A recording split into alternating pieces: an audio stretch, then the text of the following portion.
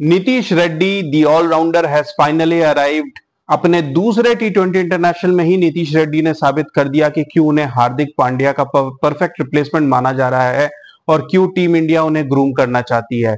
जबरदस्त batting performance और फिर बॉलिंग में भी पूरे 4 ओवर फेंके, स्पीड भी सही थी, 2 विकेट भी लिए और ऑलराउंड परफॉर्मेंस के लिए उन्हें मैन ऑफ द मैच दिया गया। इंडिया और बांग्लादेश के बीच ये एक और वन साइडेड गेम था। अभी तक सारे मैच इस टूर्नामेंट के वन साइडेड रहे हैं। बयानबाजी बड़ी सारी आती है, हम ये करेंगे, हम अग्रेसिव क्रिकेट खेलेंगे, लेकिन फील्ड पे कुछ भी साबित नहीं कर पा रही बांग्लादेश की टीम। मेरे ख्याल से बांग्लादेश की टीम पाकिस्तान में जब जीत के आई थी तो एक्सपेक्टेशंस बहुत हाई थे, मगर यहां आकर बिल्कुल बांग्लादेश की टीम कंपीट तक नहीं कर पा रही, वन साइडेड विक्ट्रीज हार रही है। ये इंडिया की बांग्लादेश के ऊपर बिगेस्ट एवर विक्ट्री थी 86 रन से। आपको बता दूं कि इसके पहले बिगेस्ट विक्ट्री वर्ल्ड कप में थी जब इंडिया ने 50 रनों से 2024 टी20 वर्ल्ड कप में बांग्लादेश को हराया था। तो इंडिया ने अपने तरफ से एक नया रिकॉर्ड बना दिया है और साथ ही साथ इंडिया ने एक और जबरदस्त रिकॉर्ड बनाया है। इंडिया की तरफ से 7 बॉलर्स ने बॉलिंग किए और सबके सबने एटलीस्ट 1 विकेट लिया। ये इंडिया के लिए highest ever number of bowlers जिन्होंने बॉलिंग करके एक ही मैच में अलग अलग विकेट्स लिए हो। तो ये इंडिया ने एक तरीके से आप कह सकते हो कि एक्सपेरिमेंटेशन का फेस चल रहा है इंडिया के। हार्दिक पांड्या को एक भी ओवर बॉलिंग नहीं दिया गया। आप इमेजिन कर सकते हो कि इंडिया इस वक्त कितने सारे ऑप्शंस हैं इंडिया के पास। एंड मेरे ख्याल से ये एक जबरदस्त टीम बन रही है जो आगे जाकर आप कह सकते हो कि 2026 वर्ल्ड कप में इंडिया के पास एक तगड़ी टीम होगी, क्योंकि ऑलरेडी नीतीश रेड्डी की इस परफॉर्मेंस से क्लियर हो गया है कि नीतीश रेड्डी को इंडिया अब कंसिस्टेंटली खिलाएगी, कंसिस्टेंटली उनसे बॉलिंग भी करवाएगी और बैटिंग में भी उन्हें नंबर 4 स्पॉट पे खिलाया जा रहा है। मतलब वो कोई ऐसे बैट्समैन नहीं है कि उन्हें नंबर 7-8 पे खिलाया जाए। वो एक प्रॉपर ऑलराउंडर हैं जो प्योरली एज अ बैट्समैन और एज अ बॉलर खेलने की एबिलिटी रखते हैं। हालांकि उनकी बॉलिंग में अभी हमें और चीजें देखनी होगी, लेकिन बैटिंग में उन्होंने आज साबित कर दिया कि he is one potential big heater.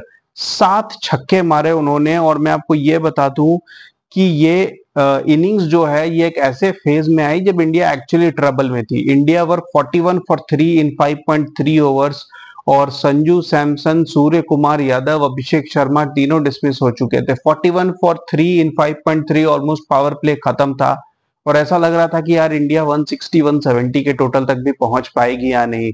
लेकिन वहां से रिंकू सिंह और नीतीश रेड्डी ने ऐसी जबरदस्त पार्टनरशिप की और अग्रेसिव क्रिकेट खेला। Now this is the brand of cricket, fearless cricket जो आजकल एक्सपेक्टेड है।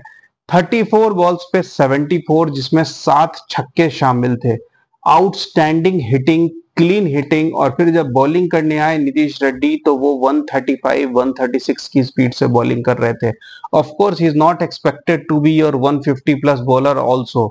मतलब वो उनकी पेस ऐसी भी नहीं थी जैसा मैंने आपको पिछले वीडियो में बताया था। मैं उन्हें कंपेयर करता हूं विजय शंकर और शिवम दुबे से। नौ विजय शंकर और शिवम दुबे जो पोटेंशियल रिप्लेसमेंट्स बन के आए थे उनकी स्पीड 120 125 की रहती थी, लेकिन नीतीश रेड्डी को न्यू बॉल दिया गया, उन्होंने न्यू बॉल से बॉलिंग की, फिर डेथ में भी आके बॉलिंग की और 4 ओवर में सिर्फ 23 रन देकर 2 विकेट लिए। तो आप समझ सकते हो कि बॉलिंग पर भी उनका कितना कंट्रोल है। एनीवेज जब वो 74 बनाकर आउट हुए तब ऑलमोस्ट इंडिया एक सेफ पोजीशन में पहुंच चुकी थी। कहां 5.3 ओवर्स में 41 और कहां 13.3 ओवर्स में 149। 8 ओवर्स में आप समझ सकते हो कि 108 रन बनाए। 13.5 की के रन रेट से बैटिंग की रिंकू सिंह और नीतीश रेड्डी ने। रिंकू सिंह ने भी जबरदस्त हाफ सेंचुरी पूरी की, 29 बॉल्स पे 53 है। बाद में वो शॉट मारते हुए आउट हो गए। फिर हार्दिक पांड्या आए और अगेन अ जबरदस्त कैमियो, 19 बॉलों पे 32 और एंड में रियन पराग ने भी आके 2 छक्के जड़ दिए और इंडिया जो 5.3 ओवर के बाद ऐसा लग रहा था कि शायद 160 तक पहुंचेगी, उन्होंने 221 बनाया। आउटस्टैंडिंग रिकवरी और उसके बाद जो कहते हैं काउंटर अटैक करके इंडिया ने निगोशिएट किया। और तस्किन अहमद सबसे सक्सेसफुल बॉलर रहे बांग्लादेश की तरफ से। उन्होंने काफी बेहतरीन बॉलिंग की, 4 ओवर में सिर्फ 16 रन देकर 2 विकेट लिए। मिलिटेंट थॉट रखने वाले, तंजिम हसन शकीब को आज खिलाया गया। उनकी पेस तो अच्छी थी लेकिन उन्हें बाद में काफी मार पड़ी और 4 ओवर में उन्होंने 50 रन दिए। मेरे ख्याल से वो पागल से हो रहे होंगे, आज काफिरों ने बड़ा मारा उन्हें।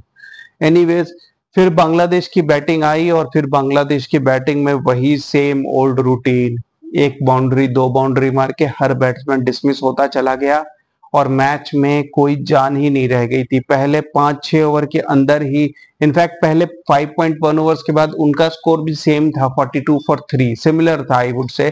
इंडिया की 41 फॉर 3 थी छठे ओवर में और बांग्लादेश की 42 फॉर 3। लेकिन अनफॉर्चुनेटली बांग्लादेश के पास ना तो कोई नीतीश रेड्डी जैसा टैलेंट है और ना ही रिंकू सिंह जैसा। उसके बाद भी उनका डाउनफॉल चालू रहा। महमूदुल्लाह जो अपना आखिरी टी20 सीरीज खेल रहे हैं, उन्होंने थोड़ी बेहतरीन बैटिंग की, 41 बनाए, 2-3 छक्के मारे, लेकिन उसके अलावा कोई भी बैट्समैन टिक नहीं सका। किसी बैट्समैन ने 20 रन तक नहीं बनाए और बांग्लादेश की टीम इवेंचुअली 135 बना के रह गई। इंडिया की तरफ से सारे बॉलर, जैसा मैंने बताया, 7 अलग अलग बॉलर्स ने बॉलिंग किया। रियन पराग, वाशिंगटन सुंदर, सब ने विकेट लिया। अभिषेक शर्मा को भी बॉलिंग दी गई, उन्होंने भी एक विकेट लिया। आपको बता दूं, पिछले मैच में अभिषेक शर्मा और रियन पराग को बॉलिंग नहीं दी गई थी, यहाँ इन दोनों को 2-2 ओवर दिए गए और दोनों ने एक एक विकेट लिया। उसके अलावा फास्ट बॉलर्स अर्शदीप, मयंक यादव, नीतीश रेड्डी और वरुण चक्रवर्ती ने भी जबरदस्त बॉलिंग की। 4 ओवर में 19 रन देकर 2 विकेट लिए। मयंक यादव, जिनकी बात भी करनी जरूरी है, Mayank Yadav again 145 plus balls फेंकते हुए दिखे। 149 प्लस भी उन्होंने 2-3 बॉल्स फेंकी। अनफॉर्चुनेटली वो अभी तक 150 का बैरियर टच नहीं कर पाए हैं। 149.9 फेंक कर रह गए थे पिछले गेम में और आज भी वो 149.4, 149.1 ऐसी 2-3 बॉल्स फेंकी, लेकिन वो 150 का बैरियर अभी तक टच नहीं कर पाए हैं। लेकिन आई एम श्योर वो डेफिनेटली उसे कर लेंगे। He is just missing it by a margin. बकर रेगुलरली 145 टच कर रहे थे, उसके ऊपर फेंक रहे थे, लेकिन वो अभी फिलहाल वो अपनी स्लोअर वंस को भी काफी एक्सपेरिमेंट कर रहे हैं और उनके स्लोअर वन में ड्रास्टिक चेंज है। क्योंकि उनके स्लोअर वंस में नोट कर रहा था, उनकी स्लोअर वंस 100 से 110 के रेंज में आ जाती है, which is almost like 30-40 kilometres per hour slower, तो which is good enough to deceive the batsman. थोड़ी बहुत उन्हें मार पड़ी, मगर वो डेफिनेटली अभी नए हैं, एक्सपेरिमेंट कर रहे हैं। The good thing is that Umran Malik की तरह वो वेवर्ड नहीं है, उनकी कंट्रोल अच्छी है। आज भी उन्होंने जो थोड़ा बहुत एक्सपेरिमेंट किया, उसके बावजूद 4 ओवर में सिर्फ 30 रन दिए और 1 विकेट लिया। तो दोनों डेब्यूटेंट्स जिनके ऊपर ट्रस्ट दिखाया गया था इस सीरीज में, मयंक यादव और नीतीश रेड्डी, दोनों ने अभी तक बेहतरीन परफॉर्मेंस दिया है। And 2 new finds. अच्छा, हमें भूलना नहीं चाहिए कि रियन पराग भी कोई बहुत पुराने नहीं है, श्रीलंका सीरीज से ही उनके ऊपर भी नोट किया जाए कि उन्हें भी उस टाइम पे परमानेंट पोजीशन दी जा रही है। और जो भी लिमिटेड अपॉर्चुनिटीज रियन पराग को मिली, क्योंकि रियन पराग को टीम नंबर 6-7 पर देखती है, तो वहां पर भी रियन पराग को जो भी मौका मिला, उन्होंने आके 2 छक्के मारे, 4-5 बॉल ही फेस किए थे, तो उन्होंने भी अपने रोल को ठीक से निभाना शुरू कर दिया है। तो मेरे ख्याल से इस वर्ल्ड कप के बाद जो नई टीम फॉर्म हो रही है, कोहली, जडेजा, रोहित शर्मा जाने के बाद, उसमें फिलहाल इंडिया ने ये 2-3 नए इन्वेस्टमेंट्स किए हैं मेरे ख्याल से, और उनको फर्दर ग्रूम किया जाएगा। लेकिन अगेन इस मैच में डिसअपॉइंटमेंट्स की बात करें तो संजू सैमसन भाई साहब फिर से फ्लॉप हो गए हैं। अब अगर आखिरी मैच में वो फिर से एक 50 मार देंगे तो फिर से वही सवाल उठ जाएगा कि भाई संजू सैमसन को ड्रॉप कैसे करे, जस्टिस फॉर संजू सैमसन। लेकिन भाई साहब, अब एक मैच में अगर आप 3-4 मैचेस में से एक मैच में चलोगे तो आपको बहुत ज्यादा अपॉर्चुनिटीज नहीं मिलेंगी। इस इंडियन टीम में बहुत कंपटीशन है। आप इमेजिन कर सकते हो, जब जायसवाल वापस आएंगे, शुभमन गिल वापस आएंगे, तो संजू सैमसन को कहाँ फिट किया जाएगा। अभी तो ऋषभ पंत भी आने बाकी है, तो बहुत ज्यादा कंपटीशन है और Sanju Samson has to ensure कि वो कोई बड़ी इनिंग्स खेले तीसरे मैच में, अदरवाइज वो बस जस्टिस फॉर संजू सैमसन के हैशटैग के साथ ही चले जाएंगे।